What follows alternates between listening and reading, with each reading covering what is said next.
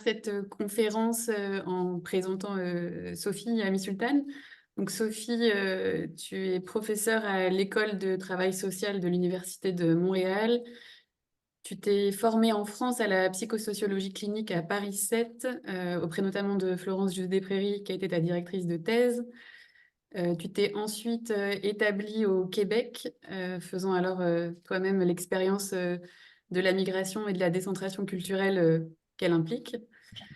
Tes travaux portent sur la complexité des rapports d'interculturalité et sur le développement d'une épistémologie clinique de la posture de l'intervenante et de la chercheure en contexte d'interculturalité. Sophie, tu es engagée dans de nombreuses recherches-actions auprès de populations racisées, recherches-actions qui s'offrent aux personnes impliquées comme des espaces de subjectivation et qui visent à la fois la production de connaissances et la production d'outils. Tu es l'autrice notamment de web-séries, de podcasts, de guides qui sont voués à être diffusés largement dans le social. Voilà. Et la rencontre d'aujourd'hui va porter plus particulièrement sur tes travaux, sur la déconstruction de l'héritage colonial dans la construction de soi de femmes canadiennes descendantes de migrants et de migrantes asiatiques. Voilà. Merci Sophie pour cette présentation. Merci de me recevoir. Merci au CIRFIP de m'avoir proposé cette conférence. J'avoue que je suis assez émue de la faire aujourd'hui parce que le contexte actuel en France m'émeut particulièrement. Donc je vais tout d'abord vous partager le plan que je vais suivre, mais après je retirerai le PowerPoint parce que je vais surtout parler. Euh, alors,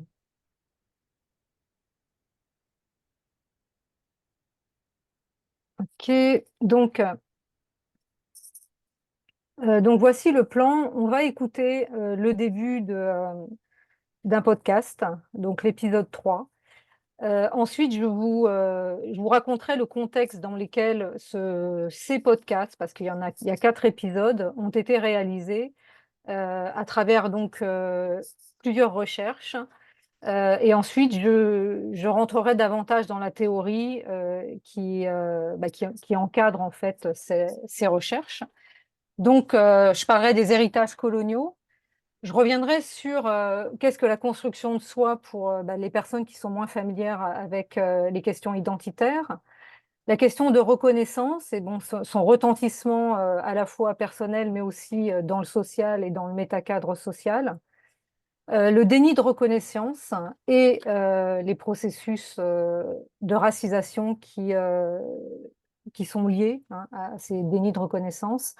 Et ensuite, j'aborderai la méthodologie que j'ai utilisée, notamment de groupe, comme vous allez l'entendre dans le podcast, qui a servi à monter justement ces 4 épisodes de la recherche. Et donc, je parlerai de l'articulation de ma posture clinique et anti-oppressive que je vais détailler justement dans la partie plus théorique.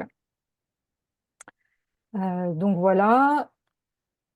Alors, le plan est dans le chat, hein, si vous voulez le suivre. Et donc là, je vais arrêter le partage, si c'est bon.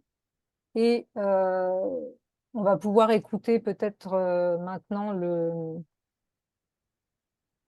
le podcast. Et ensuite, je vous le présenterai davantage, hein. Attends 2 secondes. Ouais. Sophie, je vais juste fermer mon... On dit que c'est bon. Ouais. Donc vas-y, tu peux y aller. Puis je parlerai après du podcast, mais je préfère que vous l'écoutiez d'emblée Ouais. directement. Alors, c'est moi qui ai partagé mon écran, du coup, pour que tout le monde puisse entendre l'audio qualitativement.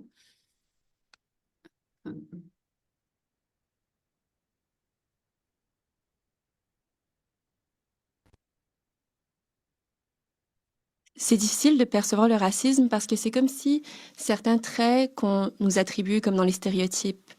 Je pense à la femme soumise, qui est tellement mignonne, comme une petite poupée, euh, limite qu'on aimerait comme s'approprier, comme une possession. J'ai l'impression que c'est comme des genres de traits qui sont comme vus comme étant positifs qu'une femme devrait avoir. Je sais pas si vous êtes senti comme ça, mais on dirait que c'est comme difficile de dire, ben non, j'aime pas quand tu me dis ce genre de choses, parce que c'est comme si ça devrait être un compliment. En étant fille d'immigrante, c'est vrai que j'ai pas été élevée pour m'exprimer ou dire mon opinion. Puis il fallait pas déranger. On arrive dans un nouveau pays, on grandit dans un milieu où il faut être les bons citoyens. C'est ça le model minority. Puis on dirait qu'en grandissant, plus je voyais ça, je me disais j'ai envie d'être à l'opposé de ça. Euh, puis ça m'a comme, on dirait, je sais pas si c'est une bonne motivation, mais on dirait que ça m'a motivée à prendre la parole un peu plus, quitte à ressentir un gros malaise et sentir que mon cœur bat vraiment fort à chaque fois que je prends la parole.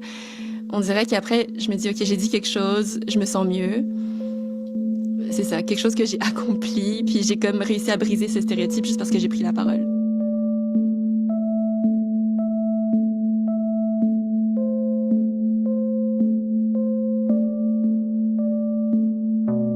Être une jeune femme de nouvelle génération vietnamienne née au Canada.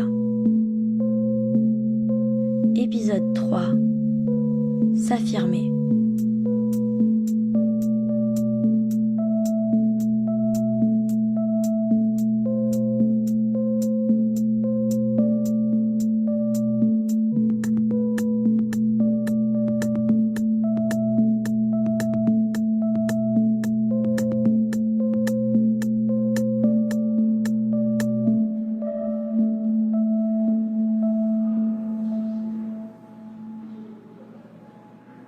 Quand j'étais jeune, il fallait que je sois médecin. Beaucoup de ma famille le sont. Il fallait être bonne à l'école, respecter la discipline, accepter, être l'élève modèle. Le travail ne me fait pas peur. Me suis-je construite comme ça, parce qu'on me voyait comme ça? Asiatique, donc sérieuse, donc bonne à l'école, soumise et serviable. Mais trop de questions restaient en suspens dans cette voie toute tracée. Ces stéréotypes ont traversé les générations, drainant l'image à la fois des arts martiaux, du combat, de la discipline, du travail, de la douleur sans rien dire. C'est l'histoire qui construit une image des peuples. La colonisation a créé bon nombre de fantasmes, de stéréotypes sur les Vietnamiens et les Vietnamiennes, qui continuent de perdurer dans le récit historique des dominants ou des gagnants qu'il faut déconstruire aujourd'hui. Pourquoi ces stéréotypes? Que nous font-ils? Quels obstacles créent-ils alors qu'ils n'ont pas d'ancrage dans le réel? Qui les colporte? Qui continue de les faire vivre? Et surtout pourquoi? Surtout ne pas les accepter.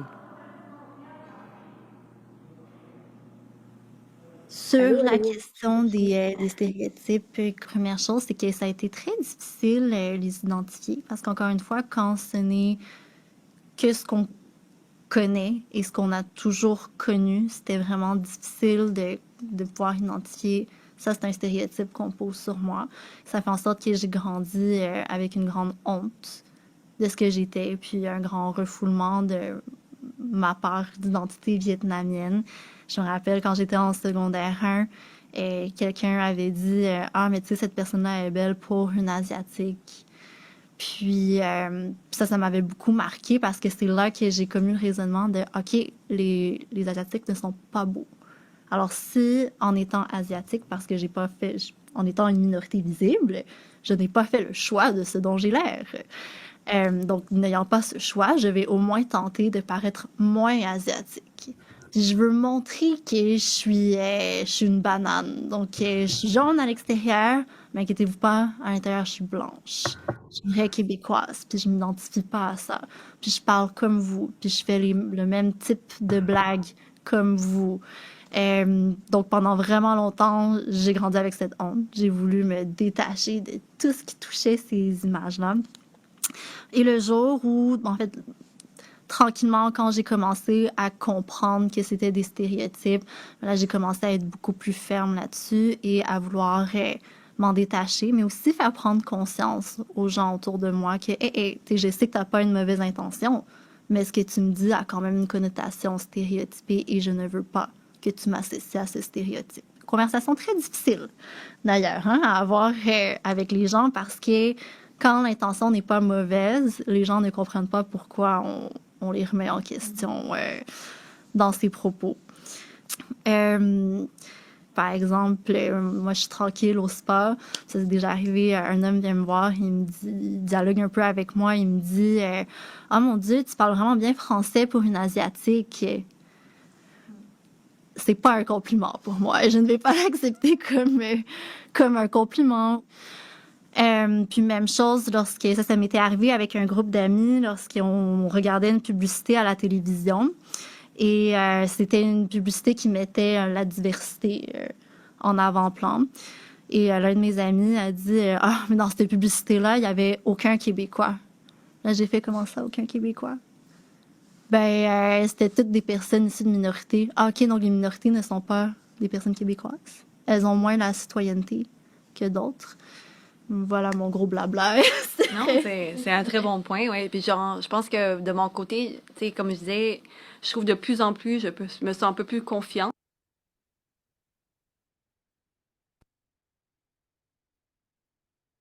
Sophie, je te laisse reprendre la main.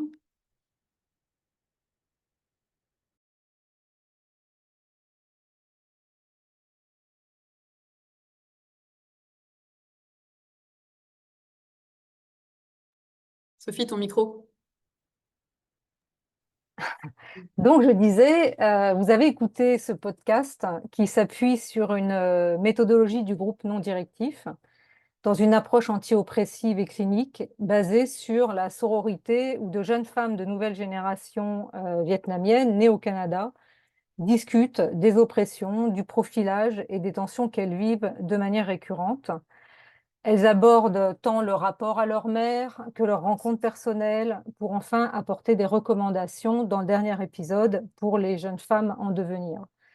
Donc il y a 4 thématiques dans cette série qui portent un titre différent. Donc chacun des épisodes. Le premier, c'est se construire. Le deuxième, c'est s'émanciper. Le troisième, c'est s'affirmer. Et le dernier, c'est se défendre. Alors, je vais parler maintenant du contexte dans lequel les recherches qui encadrent ces podcasts ont été produites.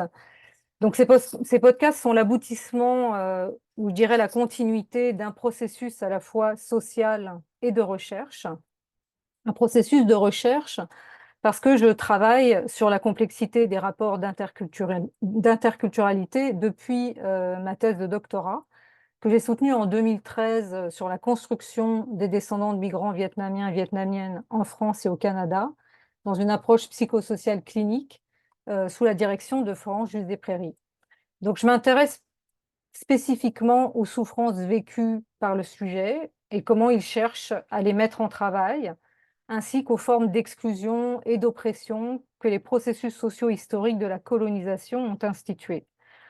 En cela, l'approche psychosociale clinique m'a permis à la fois d'entrer dans une proximité avec les participants et participantes à mes recherches, mais également d'interroger ma posture de chercheur en tant qu'insider, c'est-à-dire dans le sens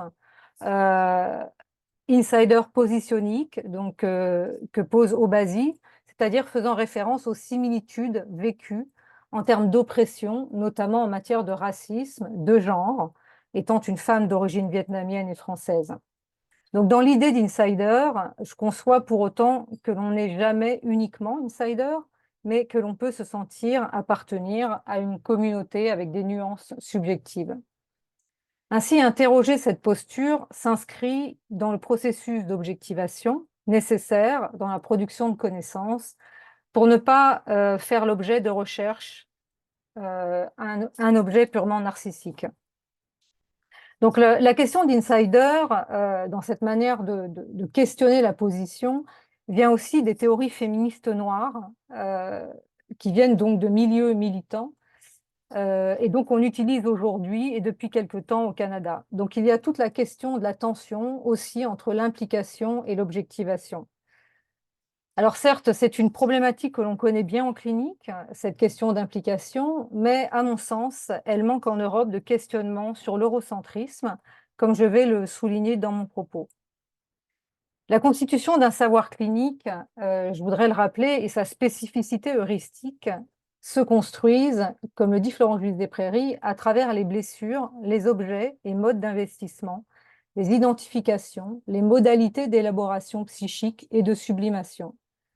Donc actuellement, dans mes travaux, cette posture signifie donner la parole à une population à laquelle je me sens liée, que je comprends en partie et avec laquelle je partage des expériences d'oppression. Donc je disais aussi que ces podcasts sont l'aboutissement ou la continuité d'un processus social, car ils s'inscrivent dans les mouvements antiracistes et anti-asiatiques qui ont eu lieu en 2020, durant la pandémie. En effet, durant cette période, les personnes asiatiques, comme vous le savez, c'est-à-dire identifiées comme ayant des traits phénotypiques assimilés à ceux des Chinois et des Chinoises, ont fait l'objet de multiples violences civiles diffusées sur les réseaux sociaux, puis plus tard dans la presse, notamment attisées en Amérique du Nord par Trump qui parlait de virus chinois, ou en France où on voyait réapparaître le terme de péril jaune, comme le dit ma collègue Ximeng Wang, chercheuse au CNRS. En conséquence de ces violences, des jeunes personnes descendantes de migrants ont formé des groupes sur les réseaux sociaux, comme le GCREAC, c'est-à-dire le groupe d'entraide contre le racisme envers les Asiatiques du Québec, qui compte actuellement 7000 membres. Et c'est à travers ce groupe que j'ai pu entrer en contact avec des personnes descendantes de migrants asiatiques. Alors, ces deux processus s'articulent pour moi, c'est-à-dire le processus à la fois de recherche et social, car quand j'ai commencé ma thèse, je n'ai pas réalisé tout de suite que dans l'histoire des sujets que je rencontrais, donc des personnes descendantes de migrants vietnamiens et vietnamiennes, se trouvait une part de mes propres expériences. Bien que différentes, les similitudes ne pouvaient se démentir et surtout l'ensemble de mon terrain à l'époque allait m'affecter considérablement.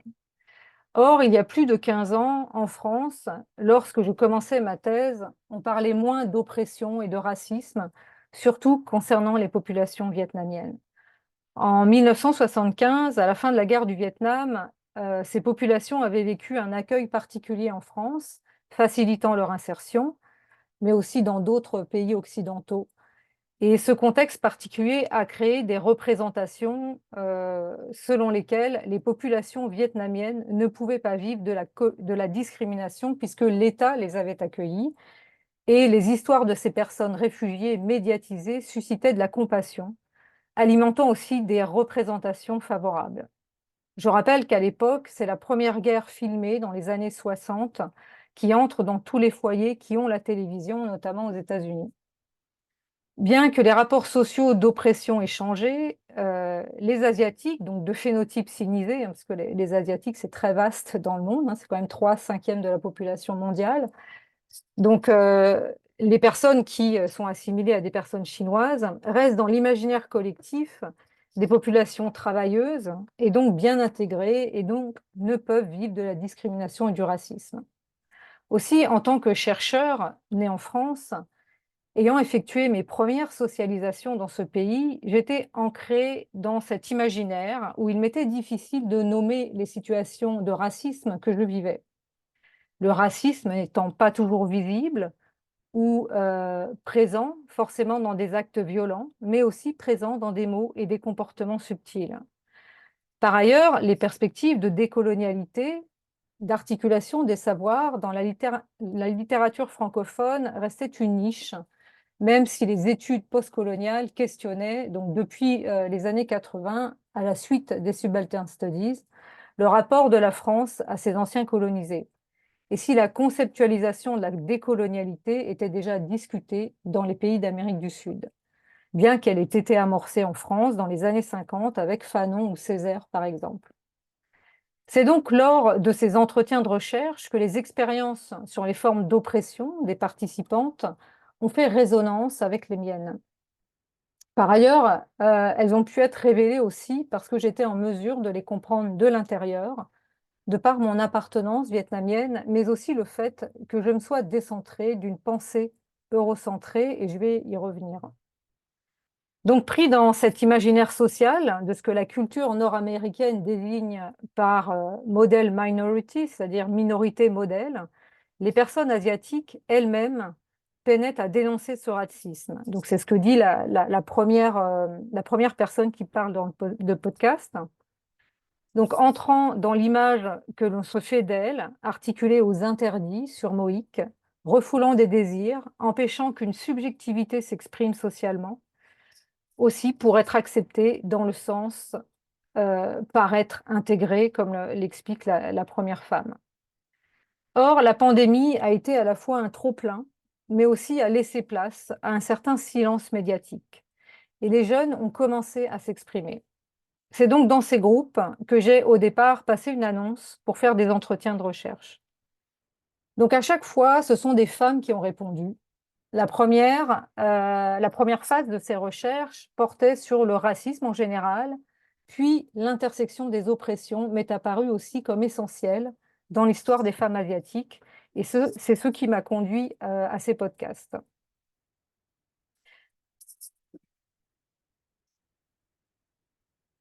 Donc, dans ces recherches, d'où proviennent ces podcasts, je souhaite ici particulièrement évoquer maintenant deux versants de l'héritage colonial de ces femmes.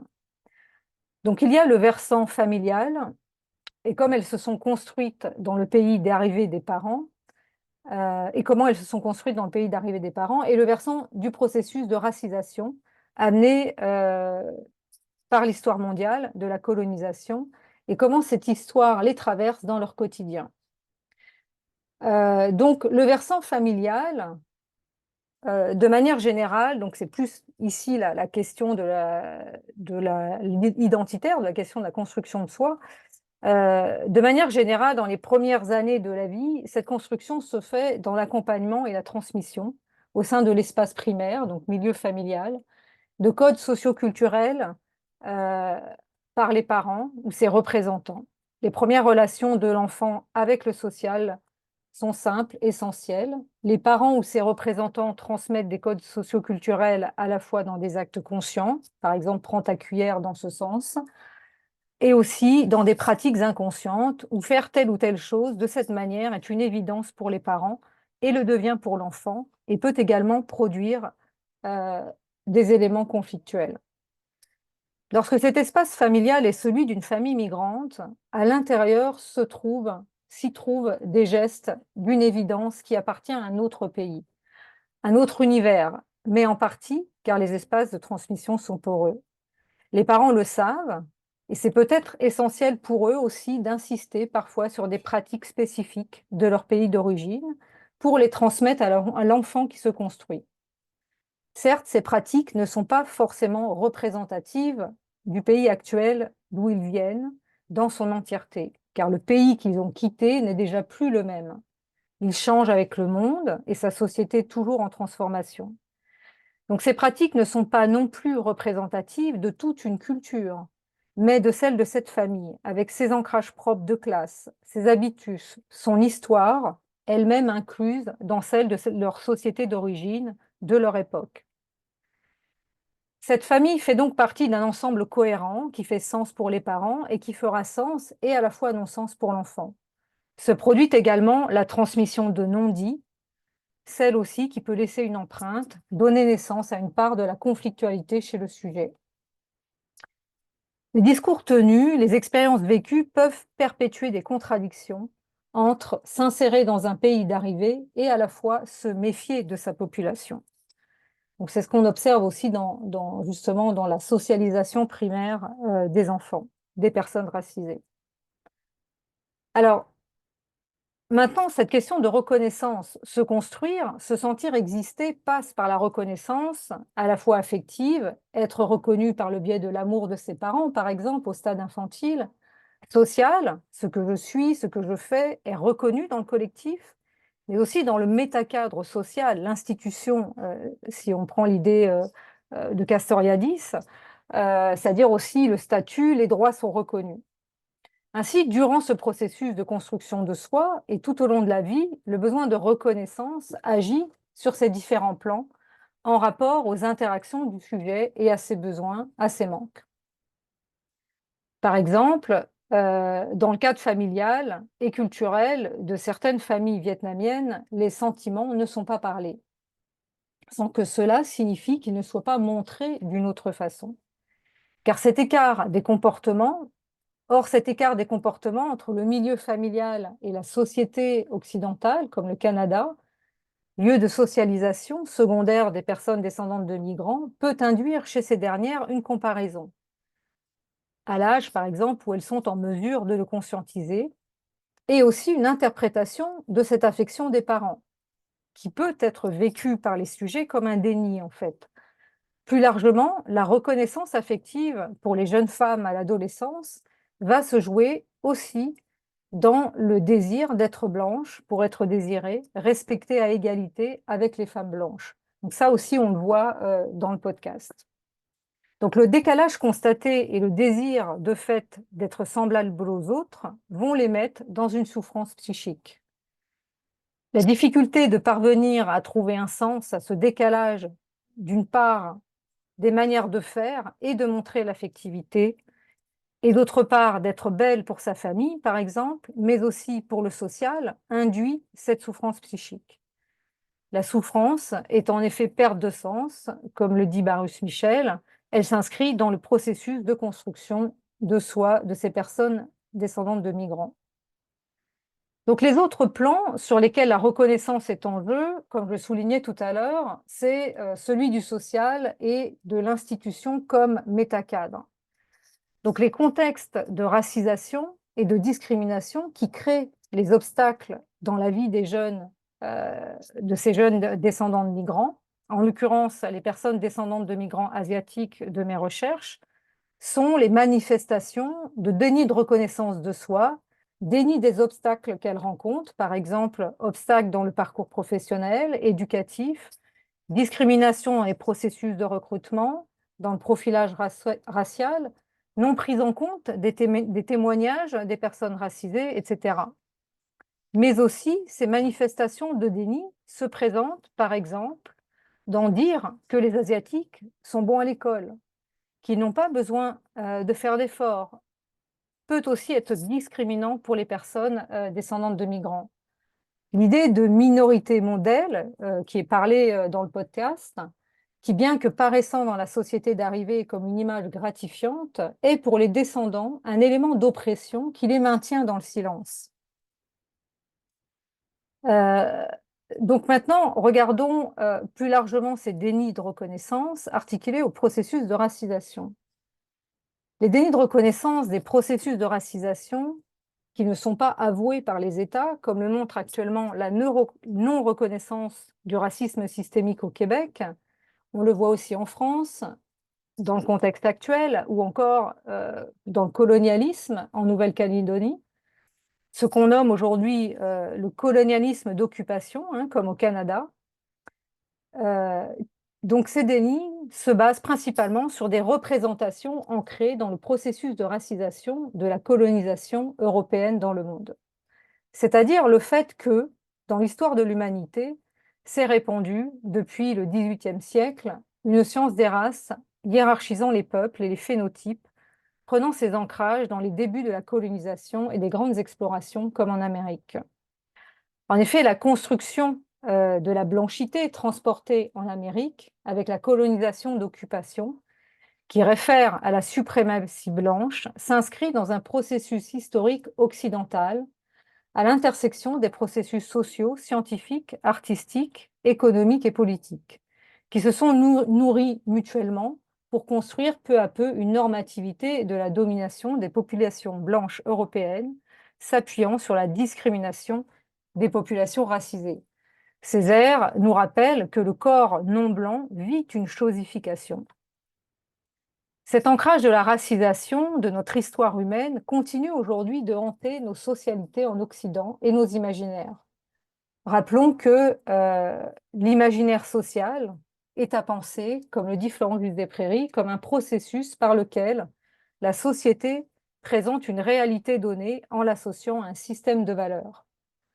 Donc ce système de valeurs, en lien à la racisation des phénotypes, étant le résultat de la domination européenne sur le reste du monde. Désigné par l'eurocentrisme, ce processus de domination réfère à l'idée selon laquelle l'eurocentrisme est une idéologie qui met l'Europe et l'Occident au centre d'une norme civilisationnelle, qui soutient donc cette supériorité de l'Europe occidentale.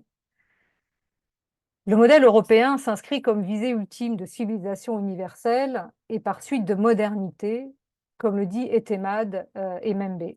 Donc cette modernité s'établit par une colonialité du pouvoir, comme le dit Quijano, et ce concept drainant l'idée selon laquelle la hiérarchisation des peuples et du pouvoir continue d'imprégner aujourd'hui donc les champs sociaux, politiques, économiques et scientifiques, comme je l'ai dit. Donc, associant cette question de racisation au capitalisme, Sylvie Laurent reprend les idées des théories critiques décoloniales et souligne que l'impérialisme, qui commence avec Christophe Colomb, ce que Howard Zinn aussi décrit dans son livre sur l'histoire des États-Unis, ce n'est pas uniquement du pillage de ressources ou de la domination politique, c'est aussi une manière d'habiter, de penser les raisons de son existence sur certaines terres et des relations qui y sont rendues possibles. Donc, on voit bien que cette manière d'habiter les raisons de son existence en tant que colon et institution de la colonie a participé à forger un imaginaire de l'autre qui s'est vulgarisé et socialisé dans toutes sortes de stéréotypes aujourd'hui.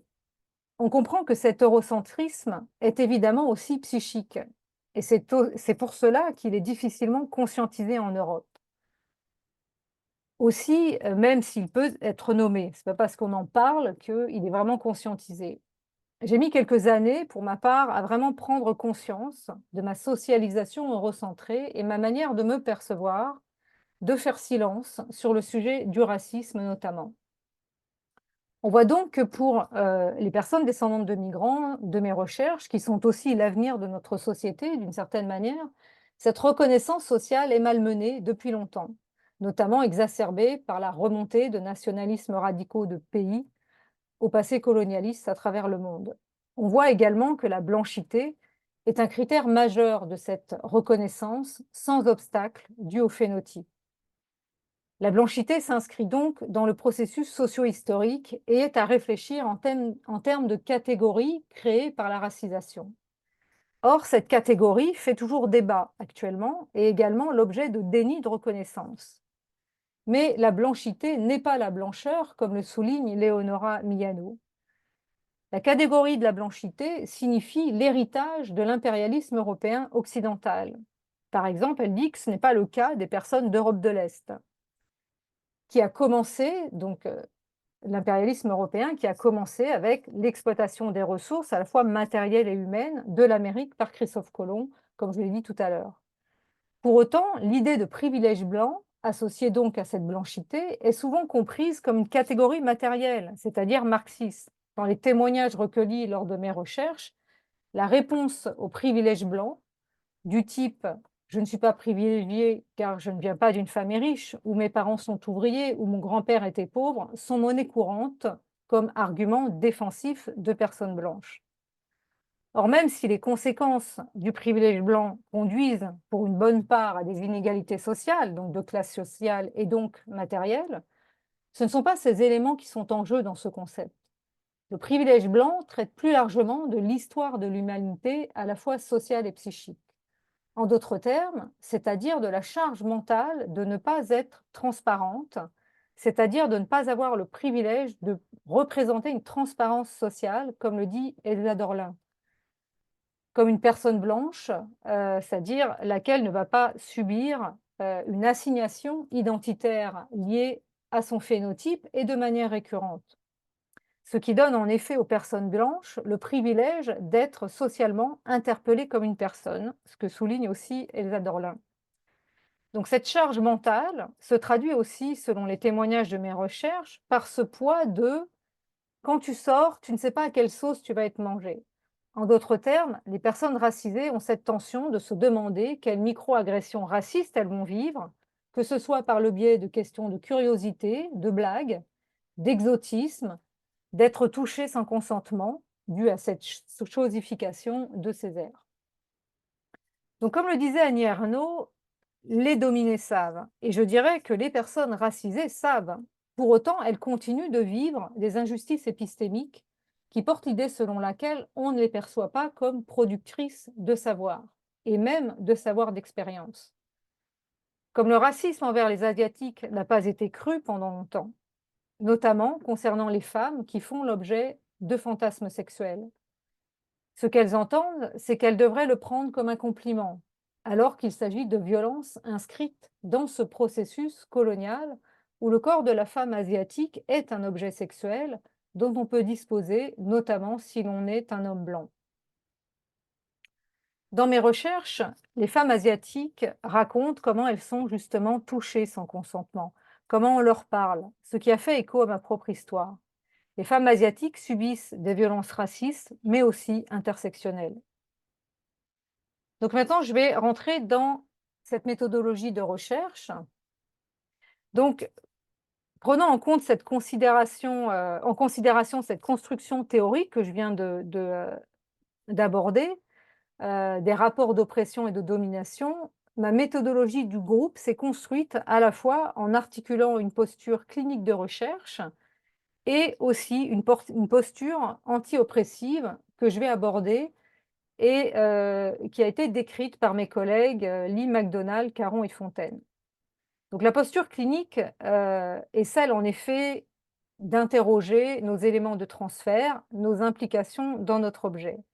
Pour autant, si l'on souhaite s'inscrire dans une approche de décolonialité, il semble que l'approche anti-oppressive soit intéressante.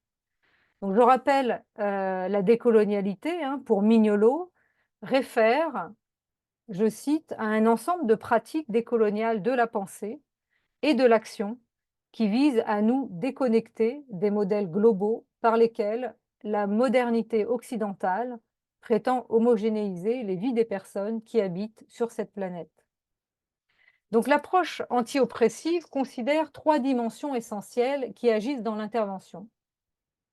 Première dimension, elle prend en compte les oppressions multiples, c'est-à-dire intersectionnelles. Donc, comme je viens de le souligner, la façon dont les différentes formes d'oppression liées au genre, à la classe, à l'ethnicité, notamment dues à l'histoire coloniale, interagissent et entraînent des conséquences pour les personnes racisées. Donc, dans cet axe, l'idée du groupe que j'ai institué a donc été de rassembler des personnes en créant un espace où ces oppressions intersectionnelles sont évitées. Alors, on était uniquement des femmes d'origine vietnamienne et dans la salle étaient installés 4 fauteuils pour les participantes avec un dispositif de micro installé par le technicien qui s'est ensuite retiré. Il m'a montré un peu comment enregistrer, faire des pauses, etc. Et était présente également Julie Queenie Tran, qui est doctorante sous ma direction, et nous n'étions pas dans le groupe, mais assises à côté et sans micro. Le deuxième axe, donc cette deuxième dimension de l'approche anti-oppressive, concerne les rapports de pouvoir dans l'intervention. Donc les auteurs sur les approches anti-oppressives se réfèrent à Michel Foucault en soulignant que le pouvoir fait toujours face à de la résistance, laquelle s'inscrit comme contre-pouvoir. Mais les auteurs rappellent que les intervenantes faisant la promotion de la justice sociale, notamment en travail social, hein, parce que je suis prof en travail social, et s'intéressant aux sources structurelles des inégalités, peuvent aussi faire acte de pouvoir et perpétuer des discours et des pratiques de domination inscrites dans la colonialité au lieu d'y remédier. Et cela, bon, de manière parfois inconsciente. Autrement dit, le pouvoir de la société dominante est présent inconsciemment dans certains agissements, comportements, paroles de personnes intervenantes ancrées dans un savoir eurocentré. Donc ces intervenantes peuvent donc choisir aussi d'y résister, à l'instar d'un contre-pouvoir. On voit par exemple dans le podcast la personne qui dit « Tu parles bien français, pour une Vietnamienne. Donc ça, c'est une forme de micro-agression et parfois ça a lieu dans les interventions. Donc, dans cet axe-là, dans le cadre de mon groupe, le fait que je sois d'origine vietnamienne me permettait d'avoir conscience de ce rapport hérité de la colonisation. Mais également pour laisser l'autonomie aux participantes et ne pas garder une position directive de chercheur, je me suis mise à l'écart du groupe. Donc, je n'ai pas posé les questions directement, mais je posais le thème sur la table et ce qui permettait de laisser la place à la subjectivité des femmes. Et lorsqu'elles se saisissaient de la question, elles parlaient, puis devaient s'adresser à une participante de leur choix et lui proposer la parole pour continuer sur le sujet. L'idée était ainsi de favoriser l'écoute de l'autre en tenant compte aussi des sensibilités de chacune et du rapport à la parole. Parce qu'évidemment, dans ce groupe, il y en a qui parlaient, il y a des femmes qui parlaient moins que les autres. La troisième dimension de l'approche anti-oppressive est quant à elle aussi à construire en amont.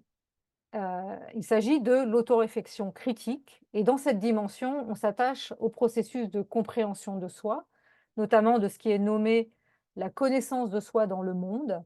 Le soi est appréhendé dans la configuration où s'établissent les rapports de pouvoir, à la fois sur le plan structurel et intersubjectif. Il s'agit alors d'amener la personne intervenante à une réflexion sur sa trajectoire, sur ses pratiques et sur comment elle se représente dans le monde et comment elle s'y reconnaît. Et cela s'inscrit dans ce que je soulignais au début, d'être insider ou d'être perçu dans un privilège blanc. Ainsi, les processus qui accompagnent l'articulation de la clinique et de la perspective anti-oppressive s'inscrivent dans un travail sur l'identité professionnelle de l'intervenante ou de la chercheure, dans une réflexivité de la relation tout en tenant compte de l'héritage colonial et des privilèges qui nous traversent et nous ont traversés suivant notre phénotype et notre couleur de peau. Les manières de faire de la science, d'intervenir auprès des groupes racisés et de diverses identités de genre s'inscrivent dans un processus complexe à déconstruire. Pour expliquer davantage cette articulation clinique et de l'approche anti-oppressive, je reprends Butler, que j'avais utilisé dans un article et qui traite notamment de l'espace d'interpellation. Elle se réfère donc au cadre psychanalytique pour préciser les conditions de pouvoir rendre compte de soi et comment donner au sujet une possibilité de langage dans cette structure d'interpellation. Or, ce langage, dit-elle, appartient d'abord à l'autre qui interpelle. Selon Butler, il semblerait qu'on soit toujours interpellé d'une façon ou d'une autre, même lorsqu'on nous abandonne et qu'on nous maltraite, puisque l'absence et la blessure nous touchent de façon spécifique. Alors, il y a plusieurs choses dans cette phrase, mais en d'autres termes, un entretien de recherche ou d'intervention qui ne s'inscrirait pas dans certaines conditions, notamment que nous venons de soulever, pour que le sujet rende compte de lui-même, pourrait, à l'insu du chercheur et de la chercheure qui interpelle, être vécu comme une maltraitance dans l'après-coup, surtout dans la mesure où l'on n'est pas toujours conscient des interactions qui ont lieu dans l'ici et maintenant, si l'entretien a été mené à son terme. L'articulation avec la perspective anti-oppressive insiste sur cette possibilité d'exploration des sources d'oppression qui s'offrent au sujet et à la chercheure ou l'intervenante dans leur relation pour accéder à une confiance et à cet espace bienveillant. Cette confiance n'est pas construite sur la base de documents administratifs, préservant l'anonymat et les droits du sujet et de la recherche, comme au Canada, parce que les recherches sont inscrites dans une évaluation éthique. Il s'agit davantage d'une confiance où cette parole peut se donner sans que le sujet ne craigne d'être jugé ou renvoyé justement à ces stéréotypes dont je parlais tout à l'heure, ancrés dans le processus de racisation. Butler ajoute que l'échec à se raconter entièrement peut très bien être l'indice de la façon dont nous sommes, dès l'origine, moralement impliqués dans la vie des autres. L'approche anti-oppressive nécessite donc de questionner cette implication socio-historique et ces imaginaires construits, et surtout de leurs impacts sur le silence des personnes ayant un héritage colonial. Foucault souligne la nécessité de chercher les raisons par lesquelles la science a existé, ou par lesquelles une science déterminée a commencé, à un moment donné, a existé et a assumé un certain nombre de fonctions dans notre société. Ce que les perspectives décoloniales s'attellent à faire plus largement et sur un plan mondial pour rendre visibles les oppressions multiples que vivent les peuples anciennement colonisés. Néanmoins, comme le soulignait aussi Foucault, toute relation de savoir est une relation de pouvoir. Et l'on voit aujourd'hui la difficulté à faire reconnaître ces nouvelles formes de savoir par peur de la perte. Et je terminerai aussi par Butler, cité par Laurie Lofer, notamment en pensant au contexte politique actuel en France, mais aussi au Québec, qui rappelle qu'une adresse injurieuse peut aussi produire une réponse inattendue et habilitante. En d'autres termes, les oppressions multiples, les microagressions racistes ont pu, en 2020, briser un certain silence des personnes concernées, ce qui a pu être une réponse inattendue aux violences qu'elles ont vécues, brisant aussi les stéréotypes porteurs de certains fantasmes. Je vous remercie de m'avoir écoutée.